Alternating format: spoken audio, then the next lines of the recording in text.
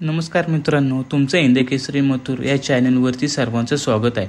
स्वर्गीय रणजित निंबाळकर सर आज जर आपल्या सरांमध्ये असते तर त्यांना खूप आनंद झाला असता, कारण सर्जा आणि बकासूर ही जोडी आपल्याला 100% पळताना दिसणार आहे। तर मित्रांनो, तुम्हाला माहीतच आहे की रणजित सरांचं 2-4 महिन्यापूर्वी एक इच्छा होती, ती म्हणजे सर्जा आणि बकासूर ही जोडी मैदानात पळावी। तर मित्रांनो, ही इच्छा आता पूर्ण होणार आहे। लवकरच सर्जा आणि बकासूर ही जोडी मैदानात पळताना दिसणार आहे, पण नक्की कोणत्या मैदानात पळणार हे मी तुम्हाला व्हिडिओच्या माध्यमातून सांगणार आहे। हिंद केसरी बकासूर आणि हिंद केसरी सर्जा ही जोडी माळशिरस हिंद केसरी मैदानात पळताना दिसू शकते, किंवा सर्जा आणि मथुर सुद्धा पळताना दिसू शकतो, कारण मथुर आणि सर्जाचा आज फायरा काढलेला आहे। त्यामुळे मथुर आणि सर्जा ही जोडी माळशिरस मैदानात पळू शकते।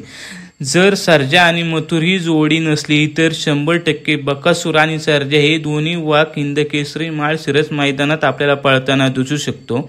तर मित्रांनो, बकासूरचे नियोजन करतात त्यांचे मॅनेजर म्हणाले की बकासूर आणि सर्जा हे दोन्ही वाघ 15 ते 20 दिवसात पळताना आपल्याला दिसू शकते। याचा अर्थ असा होतो की आता रणजित सरांचं राहिलेलं स्वप्न आता पूर्ण होणार आहे। येत्या 22 तारखेला माळशिरस हिंद केसरी मैदानात सर्जा आणि बकासूर हे दोन्ही वाघ एकत्र पळताना दिसणार आहे।